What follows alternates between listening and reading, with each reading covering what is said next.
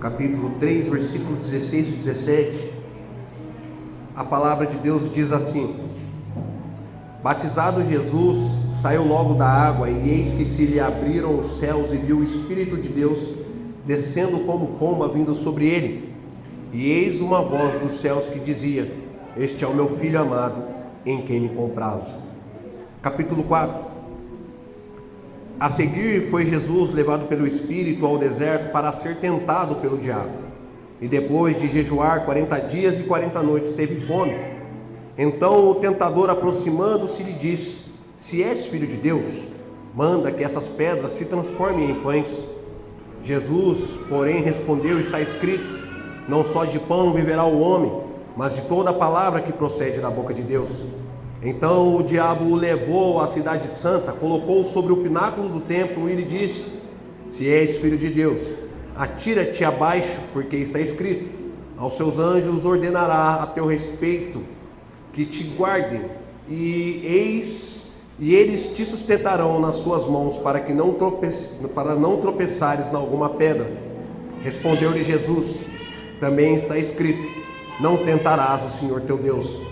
Levou ainda o diabo a um monte muito alto, mostrou-lhe todos os reinos do mundo e a glória deles, e lhe disse: tudo isso te darei, se prostrado me adorares. Então Jesus lhe ordenou: retira-te, Satanás, porque está escrito, ao Senhor teu Deus adorarás, e só a ele darás culto. Com isso deixou o diabo, e eis que vieram os anjos e o serviram. Amém? Gostaria de orar por essa palavra.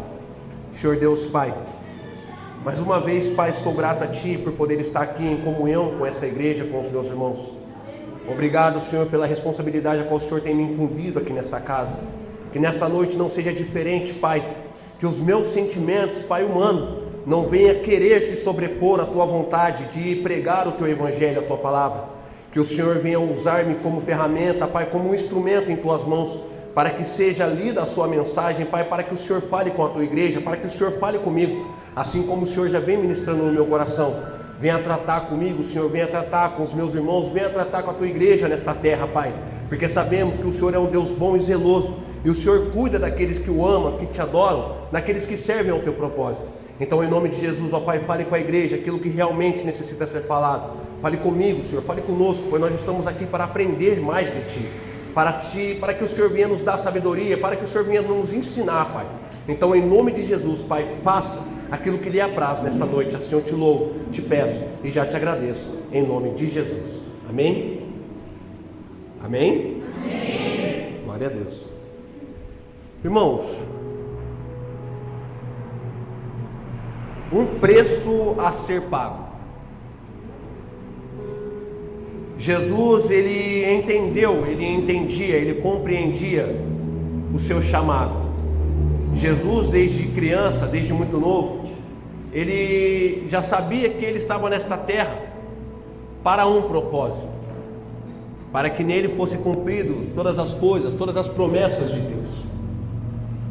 E Jesus, ele fez tudo conforme mandava o figurino, tudo conforme a vontade do nosso Deus. Jesus, aos 12 anos, estava no templo, ensinando com a idade em que deveria ser ensinado. Jesus, desde muito novo, era muito sábio, e a Deus tenho pedido também essa sabedoria. Mas onde eu quero chegar, irmãos? Que Jesus, sabendo do preço que havia de ser pago por ele não retrocedeu, ele não voltou atrás, pois ele entendeu, ele compreendeu o propósito que Deus tinha através da vida dele nesta terra. Mas nós, como servos de Deus, como cristãos, nós temos que entender que sim, foi pago um alto preço por Jesus. Esse preço que Jesus pagou, ele nem mesmo devia. Mas nós, que somos fruto do pecado primário cometido por Adão e por Eva, que devíamos, que tinha essa cláusula devedora, que tínhamos essa cláusula de dívida, é quem realmente deveria ter pago. Mas a grande verdade é que Deus deu a lei aos filhos de Israel, e essa lei que era e é para ser cumprida, porque ao contrário de que alguns pensam, a lei não foi abolida por Jesus. A lei, ela simplesmente foi simplificada. A lei está aí para que seja cumprida. Por quem? Por nós. Nós vivemos num mundo que é regido por leis, e as leis que regem o mundo, sabemos bem que a grande maioria, se não todas elas, são baseadas, têm base e fundamento na Bíblia. Então as leis que foram ali escritas na tábua por Moisés, dada por Deus até hoje, têm de ser cumpridas por nós. Mas Jesus pagou um preço para que hoje nós vivêssemos a graça de Deus. Mas isso não tira a minha responsabilidade, isso não tira a sua responsabilidade, isso não tira a nossa responsabilidade de entender que nós também temos um preço. Há um preço a ser pago por mim, há um preço a ser pago por você, há um preço a ser pago por nós. Nós quem? Nós que somos servos de Deus, nós que decidimos ter uma vida de acordo com aquilo que Deus propôs para nós nessa terra. A verdade é que nós nos preocupamos tanto, e não é que não devemos nos preocupar, sim devemos, mas nós nos preocupamos tanto com o mundo, que esquecemos de nos preocupar com nós mesmos. As pessoas que não decidiram, que não têm como determinação viver as vontades de Deus nessa terra, eles vivem a lei do mundo. A lei que rege eles é a lei do mundo. E nós bem sabemos que neste mundo não há lei nenhuma. Tudo pode, tudo é lícito, tudo convém. Mas para mim, para nós que decidimos aceitar a herança a qual nos foi proposta por Jesus como herdeiros, co-herdeiros de Cristo, devemos entender que sim, que tudo é lícito, que tudo pode, mas nem tudo nos convém. E esse preço a ser pago por mim e por você reflete nas pessoas que vivem ao nosso entorno, que vivem ao nosso redor. Do que eu estou falando? A nossa vida não se limita a essas quatro paredes. Todos nós aqui temos uma vida social, nós trabalhamos, nós estudamos, nós temos vizinho. E o jeito, a maneira com que a gente vive as nossas vidas é a maneira a qual as pessoas têm que ver, têm que enxergar a Cristo, através da minha, através da sua, através das nossas vidas. E este é o preço a ser pago. Por quê? Há mais ou menos 2 anos atrás, estava empregado, estava trabalhando dentro de um condomínio, o condomínio que eu trabalho até hoje, mas para um outro patrão, um outro empregador, e que também é servo de Deus, e começamos a ter muita desavença, muita discussão, e até que eu dei um ponto final, e falei, chega, não dá mais. E decidi, eu já tinha uma outra proposta de emprego ali dentro mesmo desse condomínio, e decidi aceitar. Eu não queria aceitar, estava seguro aonde eu estava, não queria mudança, mas Deus já estava preparando algo e eu não sabia, não estava conseguindo entender o trabalhar de Deus. Entenda, Deus vai fazer o que é preciso fazer para que a vontade dele seja cumprida nesta terra. Então, rapaz, naquele dia ainda era o horário do almoço, falei assim, olha, não dá. Eu peguei o telefone, liguei para o outro empregador, falei, e aí, minha vaga está aí ainda? Ele falou, tá. Eu falei, tá bom, estou indo aí. Eu nem almocei, eu peguei minhas coisas, entrei no carro e fui, nem saí do condomínio. Enfim, cheguei lá, conversei com ele, falou, pode começar segunda e tal, beleza. Na outra semana eu fui, comecei a trabalhar lá, e conforme o tempo foi passando, eu fui entendendo o trabalhar de Deus. Tinha vidas naquele lugar a qual Deus tinha muito amor e que precisava ser resgatado. Dentre essas vidas, tem um amigo meu, que hoje é muito meu amigo, que no começo a gente brigou, a gente discutiu, que era evangelista, e que se encontrava afastado dos caminhos do Senhor. E eu louvo a Deus que alguns dias atrás eu pedi para o pastor, pedi a permissão dele, se ele me liberava num domingo, para eu estar pregando numa igreja onde esse evangelista que estava afastado do caminho do Senhor, estava fazendo uma campanha e me convidou para pregar em um dos dias, em uma das voltas. E quando eu cheguei lá, estava esperando que ele foi me anunciar para pregar, ele deu um breve testemunho e falou, este homem, qual que eu trouxe hoje para pregar aqui, foi trabalhar em tal lugar, a gente trabalhar junto, e eu estava afastado do caminho do Senhor, e esse cara chegou lá, e eu tinha que ouvir esse cara falar de Deus de manhã, eu tinha que ouvir esse cara falar de Deus na hora do almoço, eu tinha que ouvir esse cara falar de Deus na hora de ir embora, e para dar tchau eu tinha que ouvir esse cara falar de Deus. Oh glórias! E isso foi transformando. No início ele foi pegando ranço, é verdade, porque ele estava afastado, estava fumando, estava bebendo, usando droga. Mas era evangelista, tem chamado. Pessoa que Deus usa nesta terra, mas que por um deslize, por uma, ironia do destino talvez, se afastou dos caminhos do Senhor e se encontrava perdido. Aí chega um cara que tinha uma vida toda torta, ex-usuário de droga, conta o seu testemunho, fala do que Deus estava fazendo e continua fazendo a vida dele. E durante todo o dia, era de manhã, era na hora do almoço eu pregava, virava a pregação e falando do amor de Deus. Esse homem voltou para os caminhos do Senhor, está firme na igreja, sua família. E eu fui percebendo o trabalhar de Deus, eu fui compreendendo o trabalhar de Deus, e é o que eu venho sempre falando quando tenho a oportunidade de trazer uma palavra aqui. O maior evangelho pregado é as nossas vidas, irmãos. É falar do amor de Deus e testificar com as nossas vidas, porque não adianta a minha boca falar se a minha vida não estiver de acordo com aquilo que eu falo. Simplesmente eu estou dizendo aqui que nós temos que entender, e eu sempre gosto de bater nessa tese, não tirando o fator humano, que somos falhos, é exatamente por causa do fator humano que nós dependemos tanto de Deus. Somos dependentes da sua graça. Então sim, somos falhos, sim, somos pecadores, mas é com as nossas vidas que nós demonstramos o agir de Deus. E esses dias, conversando, eu continuei falando do amor de Deus. Por uma ironia do destino, eu também vinha me afastar um pouco dos caminhos de Deus antes de conhecer o pastor Claudinei, antes de conhecer a irmandade aqui desta igreja. Passei por uma separação, um divórcio, e também não entendi o trabalhar de Deus. Era Deus trabalhando na minha vida dessa vez e na vida da minha esposa, e tratou com cada um de lados diferentes. Hoje, graças a Deus, tenho o casamento restaurado, voltei para os caminhos do Senhor, conheci o pastor Claudinei, que tratou da minha vida, o pastor Wilson. Todos os dias, no final do culto, conversando comigo, minha vida foi voltando aos trilhos. Eu voltei a falar do amor de Deus no trabalho. Aí as pessoas tinham que me ouvir falando de Deus de manhã, falando de Deus no almoço, falando de Deus na hora de ir embora. E isso começou a impactar outras vidas, irmão. É um testemunho aqui, mas é o evangelho de Deus sendo pregado, irmão. E isso começou a impactar outras vidas. Outras pessoas começou a se familiarizar, querendo saber mais, começou a fazer perguntas. E essa semana, irmãos, oh glória, mais uma notícia maravilhosa. Um irmão que eu estava ali, ó, pregando o evangelho para ele, começou a ir para a igreja. Glória a Deus, glória a Deus, aleluia. Sexta-feira ele falou, ele fuma baseado, né? Bebe uma cachaçinha. Falou, pastor, eu já não estou querendo mais beber. Pastor, eu já não estou querendo mais fumar. Ô glória! Eu estou indo para a igreja. Estou devagar, vou um dia, vou outro, dou um tempo, mas eu estou indo. A vontade de beber e de fumar já não é mais que nem antes.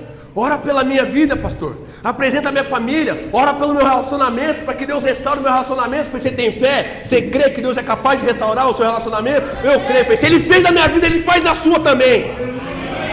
Eu também não tinha esperança de que Deus ia restaurar o meu casamento. Eu não tinha esperança que Deus ia reunir novamente a minha família. Eu não tinha mais esperança. Eu falei isso com o pastor Claudinei. Falei, pastor, na minha opinião, eu acho que não tem mais jeito. Mas o meu trabalhar não é o trabalhar de Deus. A minha vontade não é a vontade de Deus. Ele faz como Ele quer e quando Ele quer, na hora que Ele quer.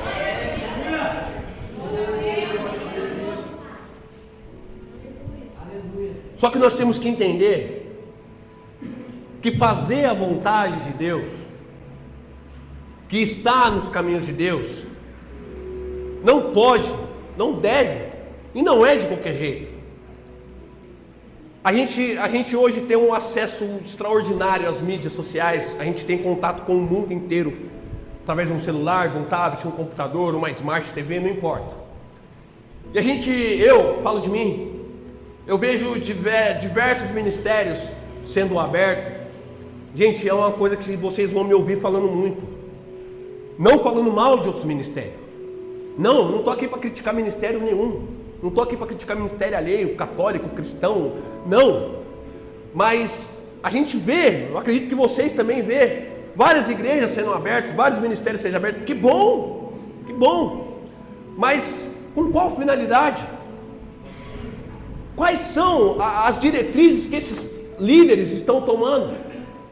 Nós temos que entender que nós fomos escolhidos, separados, para sermos santos, separados daquilo que é comum, separados do que é normal no mundo, não é normal para nós. E nós temos que entender que a gente escolheu viver dessa forma. Nós aceitamos, olha bem, preste atenção. Jesus, quando nos chamou, quando me chamou, ele foi bem claro.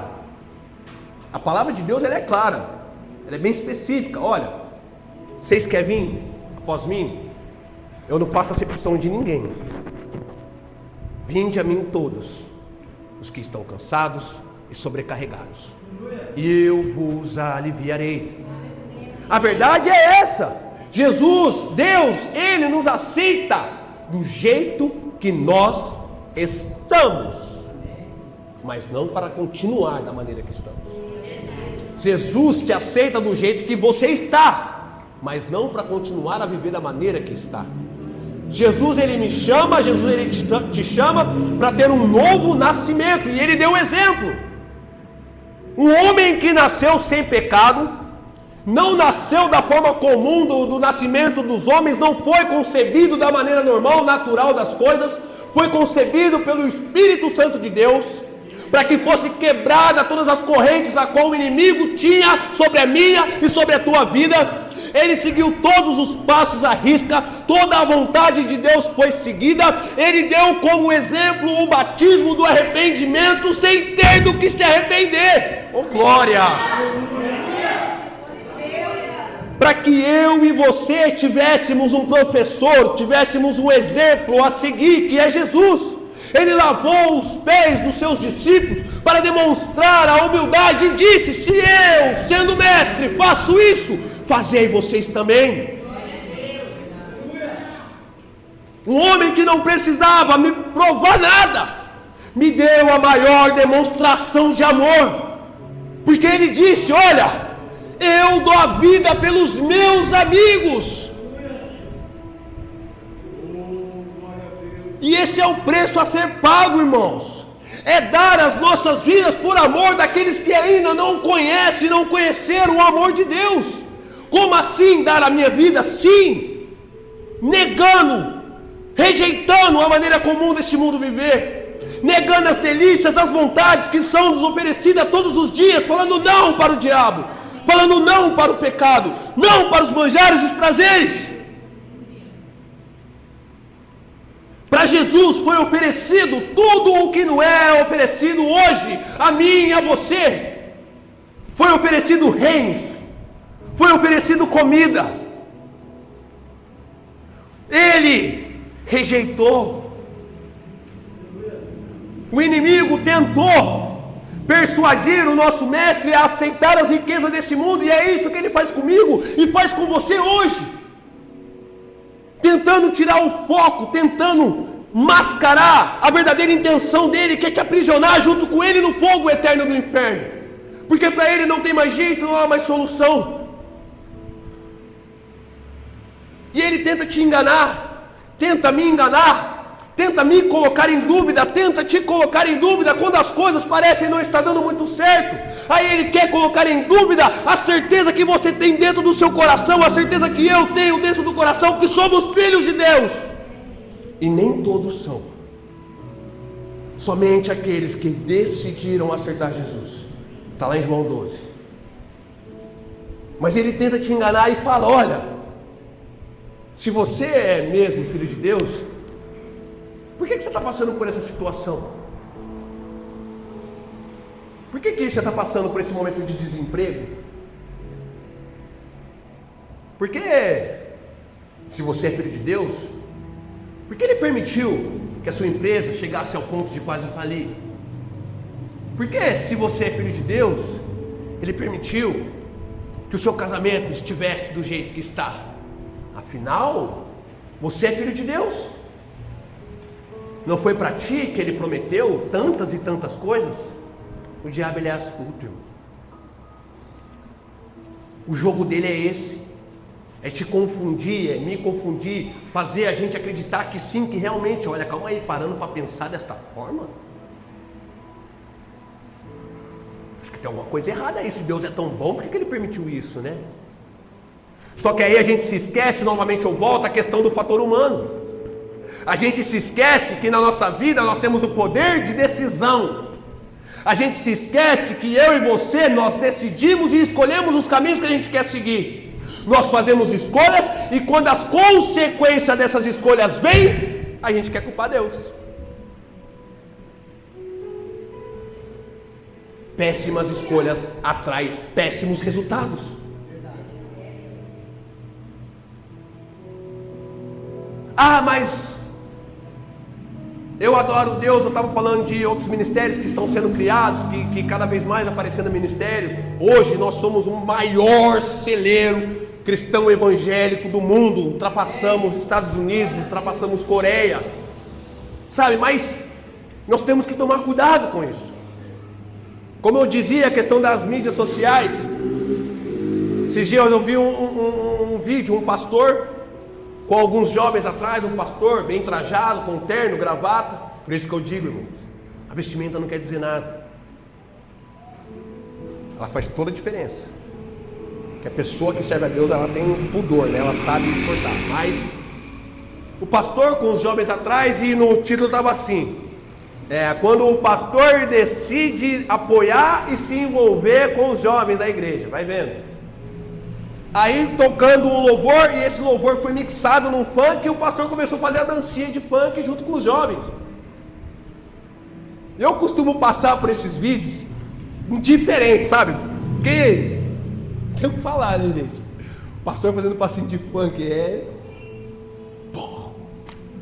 Mas enfim, vai se ver os comentários, né? Alguém deve ter comentado alguma coisa, não é possível, né? Comentaram. Primeiro comentário, carinha com coraçãozinho assim: isso não é pastor, é um pai. Deixa eu ver outro comentário aqui. Hashtag para mais pastores assim.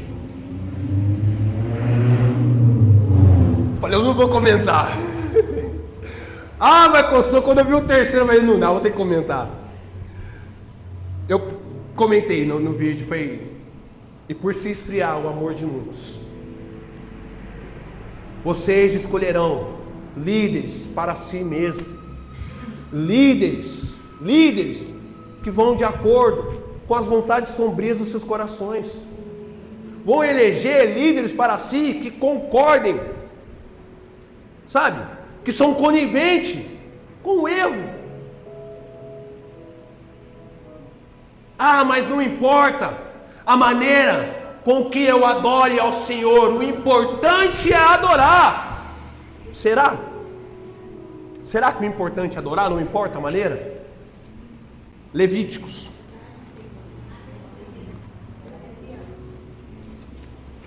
Levíticos, capítulo 10. Santo é o teu nome, Senhor. Versículos 1 e 2. A palavra de Deus vai falar de dois servos, dois filhos de sacerdote da linhagem direta, sobrinhos de Moisés, filhos de Arão. Tinham por responsabilidade cuidar do incensário do altar de Deus, que ficava diante de Deus, da presença da arca, a presença de Deus. Só que eles tinham ordens específicas de adoração a Deus, tinham incensos separados, totalmente preparados somente para aquele momento de adoração.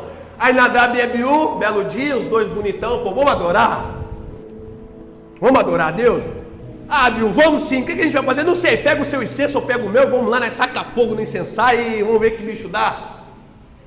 E cada um pegou o seu incenso e o incensário e colocaram fogo no incenso. E a palavra de Deus diz assim, para não ficar nas minhas palavras: Nadab e Abiú, filhos de Arão, tomaram cada um o seu incensário e puseram neles fogo, e sobre este incenso trouxeram fogo estranho perante a face do Senhor, o que lhes não ordenara. Então saiu fogo de diante do Senhor e os consumiu, e morreram perante o Senhor. posso adorar a Deus de qualquer jeito? Eu posso adorar a Deus de qualquer forma? Ah, mas isso daí foi Antigo Testamento. Então meu Deus mudou? Então o Deus que é imutável, a rocha milenar, a rocha fundamental, a rocha inabalável e imutável mudou? O meu problema, o nosso problema é que a gente minimiza o poder de Deus. A gente menospreza a magnitude do poder do eterno. Aquele que não foi feito, aquele que não pode ser feito, aquele que é antes do que foi e é depois do que era, aquele que veio antes de tudo e é tudo, porque Ele é o Deus eterno e sempre será, imutável, inabalável, insondável. Ele não muda. A maneira de eu adorar também não pode mudar, tem que ser santa, tem que ser digno de adoração, tem que ser, oh Deus.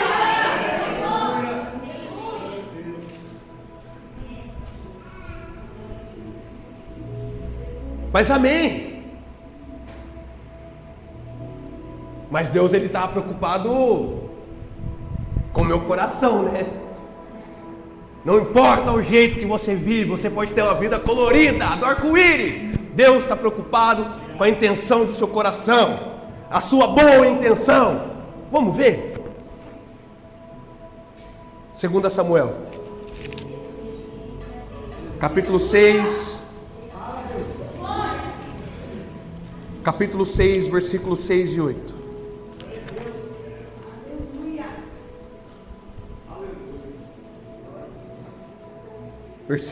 Capítulo 6 de 2 Samuel, quem quiser achar aí, eu vou lendo, tá? Versículos do 6 ao 8. Quando chegaram à eira de Nacon, estendeu Uzá a mão à arca de Deus e a segurou, porque os bois tropeçaram. Os bois tropeçaram, a arca de Deus balançou. Uzá, com a boa intenção do coração, falou: eu vou segurar. Mas tinha leis específicas para isso também. Haviam sido feitos varão, 6, se eu não me engano, para que 6 levitas carregassem a arca sem encostar, porque as leis foram bem específicas. Se encostasse, a presença de Deus iria fulminar.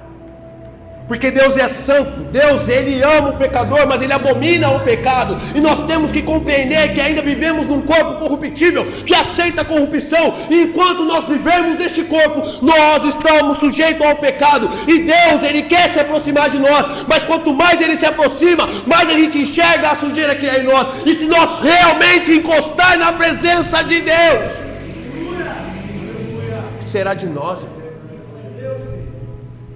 Um dos homens que talvez foi um dos mais santos nesta terra pediu para ver a presença de Deus. Ele falou: olha, eu vou passar, e quando eu passar, você se esconde na fenda da rocha, e você vai só ver a minha sombra, porque se ver a minha face, você não vai suportar. Ele viu o Senhor de costas, nem a face viu, e o seu rosto ficou reluzente, brilhando na presença e da glória de Deus. Oh, aleluia!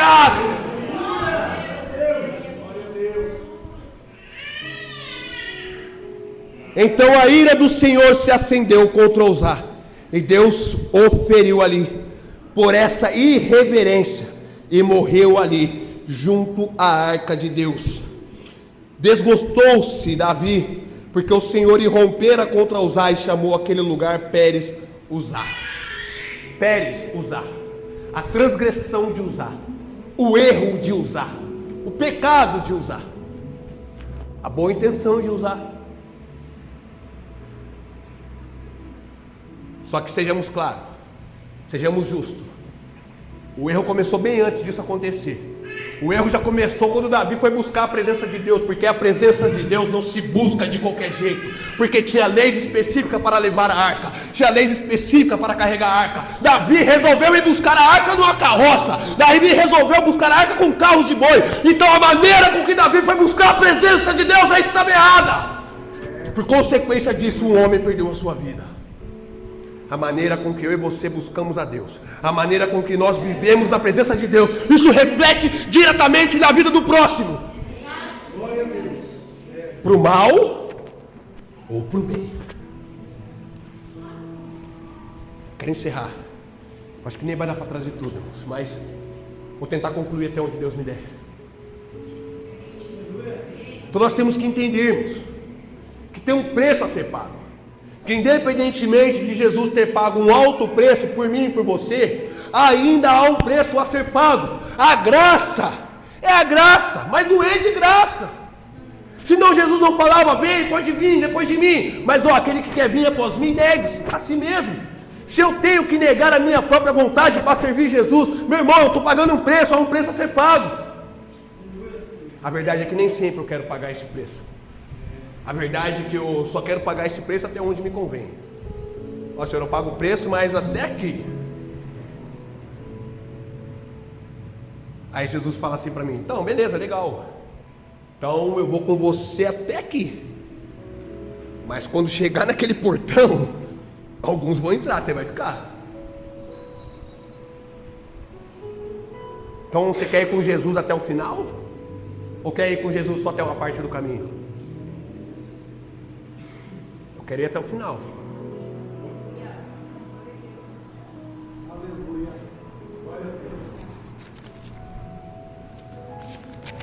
Para tentar encerrar aqui, irmãos, Mateus capítulo 26.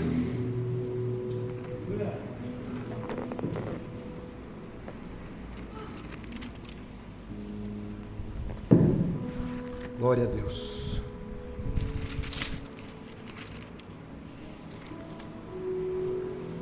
Mateus capítulo 26, versículo 36 ao 39. Em seguida foi Jesus com eles a um lugar chamado Getsêmani e disse a seus discípulos: assentai-vos aqui, enquanto eu vou ali orar. E levando consigo a Pedro e aos dois discípulos, aos dois filhos de Zebedeu, começou a entristecer-se e a se angustiar-se. Então lhes disse: a minha alma está profundamente triste até a morte. Ficai aqui e vigiai comigo. Adiantando-se um pouco, prostou-se sobre seu rosto, orando, dizendo: meu Pai, se possível, passa de mim esse cálice. Todavia, não seja como eu quero, mas sim como tu queres. Jesus foi orar. Foi falar com o Pai. Em João 17, essa oração está mais extensa, a oração sacerdotal. Eu amo esse capítulo, quem tiver a oportunidade de ler. Jesus, nessa oração no Getsêmani, ele intercede pela minha vida, ele intercede pela sua vida, ele intercede por aqueles que estão no mundo. Fala: Pai, eu sei que eu vou subir, mas eles vão ficar no mundo. E depois de dito tudo isso, de interceder, de se preocupar comigo, com você, chega no final do clamor, chega no final da oração, o peso do pecado do mundo estava sobre os seus ombros. Toda a injustiça, todo o ódio de Satanás contra mim e contra a sua vida estava sobre os ombros de Jesus.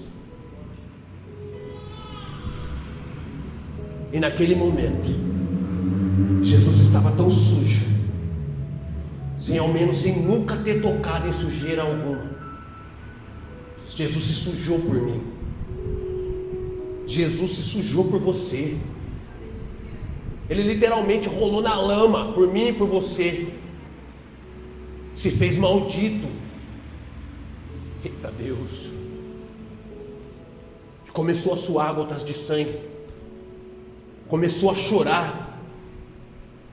Falou: olha, Pai, se possível, não se afasta de mim neste momento, não. Estou conjecturando, tá, irmãos?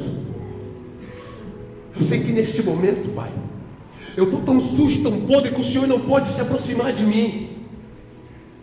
Eu sei que nesse momento, Pai, o Senhor tem nojo de mim, porque toda a maldade, todo o pecado do mundo está sobre os meus ombros. Mas, Pai, lembra que eu sou seu filho. Lembra que eu não fiz nada disso, Pai. Lembra que eu não tenho pecado algum. Lembra que essa sujeira não é minha. E se possível for, afasta de mim esse cálice, vai comigo até o fim. Para que eu não vá sozinho para esse momento tão doloroso. Para que eu não passe sozinho por tudo isso. Pai, me acompanha. para quem teve a presença do Pai em todos os momentos da sua vida. Imagina você ter o seu Pai grudado na sua mão em todas as suas atitudes, todos os seus feitos. O seu Pai está do seu lado, te segurando, te ensinando e falando: isso, filho, é desse jeito, vai.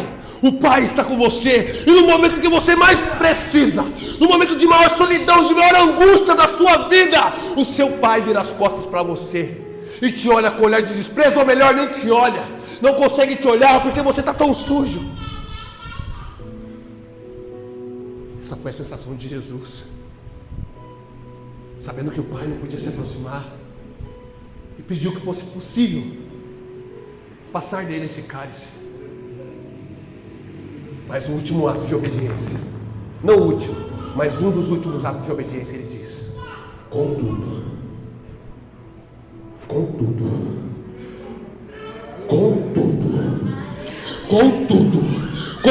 não seja feita a minha vontade, mas seja feito o teu querer através da minha vida. Para fechar, João 28, João 19, João capítulo 19, versículo 28 e 30.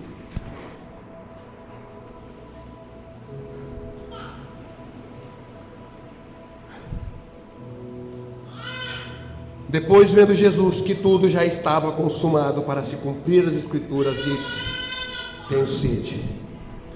Estava ali um vaso cheio de vinagre, e bebedaram de vinagre uma esponja, e fixando-a num caniço de isopo, e chegaram à boca. Quando, pois, Jesus tomou o vinagre, disse: está consumado. E inclinando a cabeça, rendeu o seu espírito. Está consumado. Está consumado. O preço foi pago. Está consumado. A cédula, a cláusula de dívida que eu e você tinha foi rasgada. Você não deve mais nada para o diabo. Você não deve nada para Satanás. Contudo, há um preço por mim e por você a serem pagos também. Mas está consumado. Jesus pagou pelo meu e pelo teu pecado. Ele rendeu o seu espírito. Ele entregou a sua vida, porque ninguém podia tirar ela dele. Mas ele preferiu, ele decidiu doar a própria vida por amor de mim e por amor de você.